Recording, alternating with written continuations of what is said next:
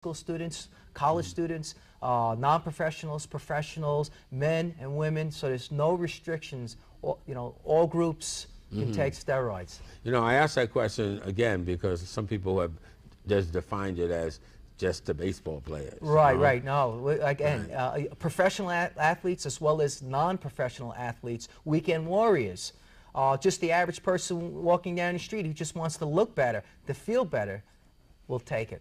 Right. Now, I know that you were connected with the sport of boxing. Right.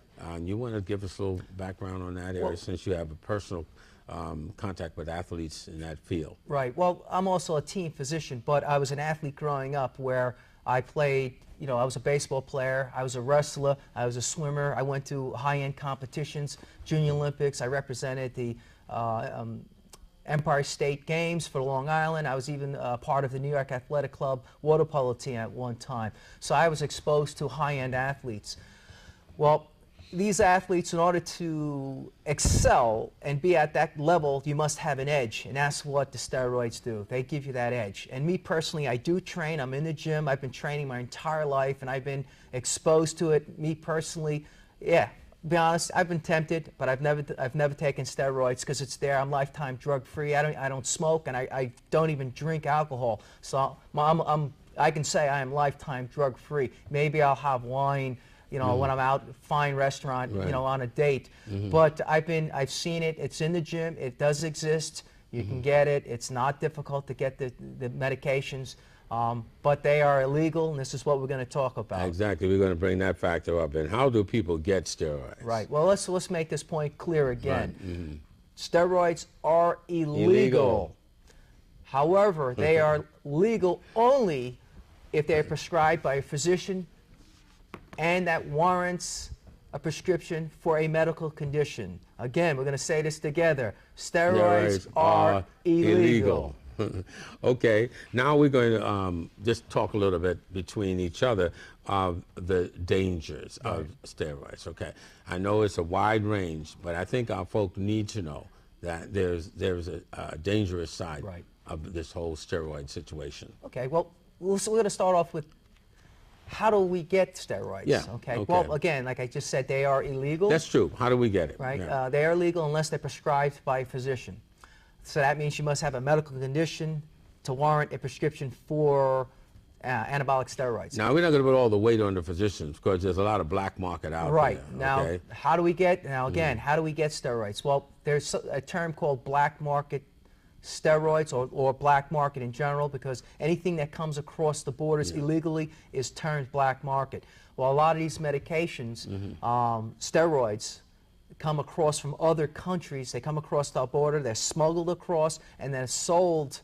Well, the laws are different. Yes, yes. Well, other countries have different laws, rules and regulations. They might not have a drug enforcement agency like we do. Their laws might not be as strict as ours.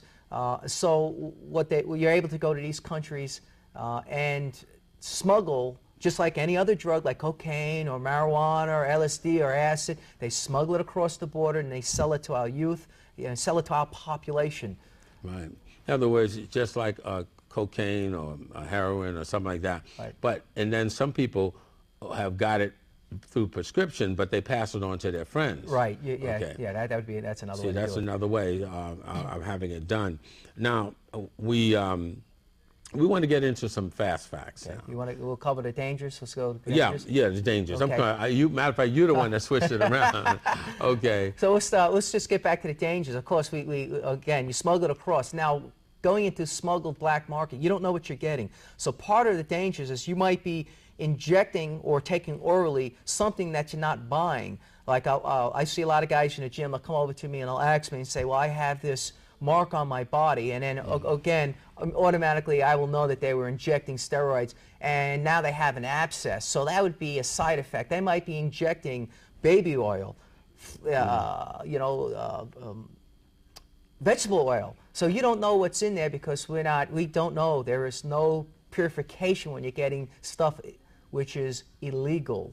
That's one side effect. Other side effects would be problems with their organ system itself, breakdowns. So it's pretty significant. I mean, there's a full gamut of complications that are Yeah. involved with steroid use. Now, if a person is using it, and we're gonna just widescreen this so we both can talk a little bit. If a person is using this, the situation is it's important for them to know the signs, the physical breakdown that are happening in them as a result of use. In other words, if you're using steroids and suddenly you begin to lose your hair, Right. and like some athletes are bald now, Right. and they're wondering why, and then suddenly you realize that your voice has changed. Or your glands are huge. Right. Some athletes now, they have a huge neck size, okay? Right. And then they have problems with coordination Right.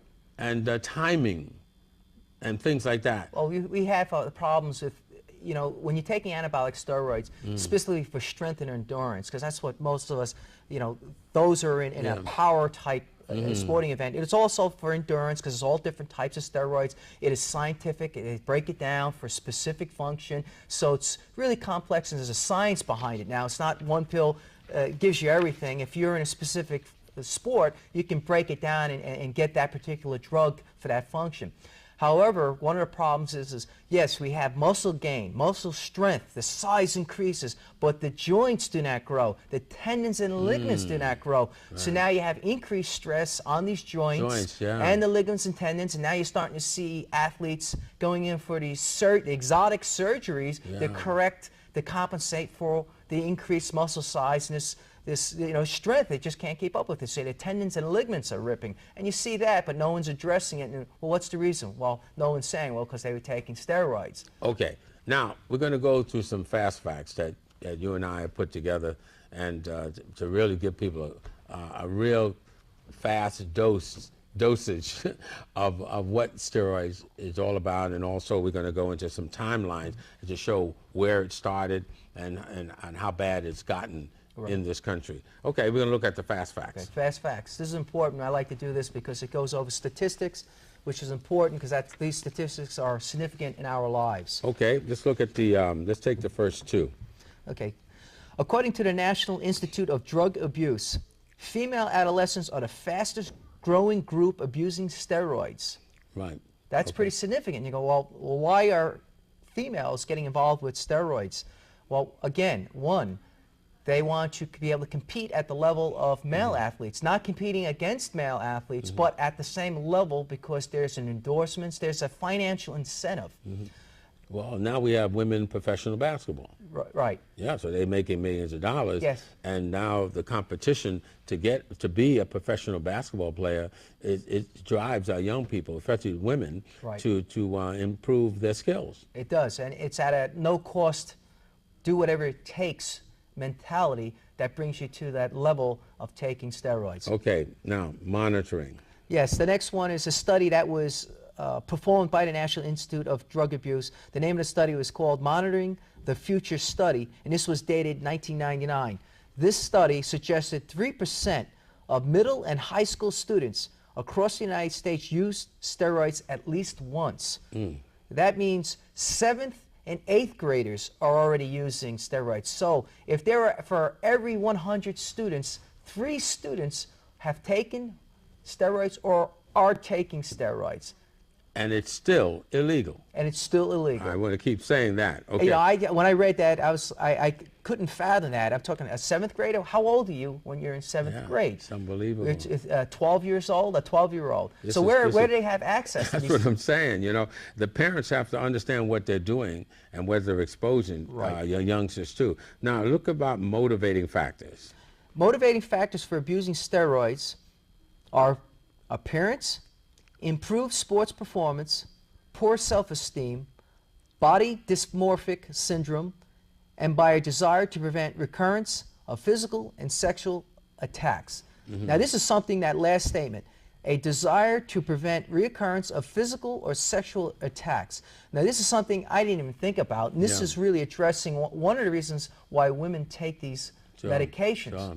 Yeah, Sure. Reading this, I was like, wow, you know, I didn't think about that. The rape of women has gone up. Women, you know, and so therefore they want to be physically fit to handle their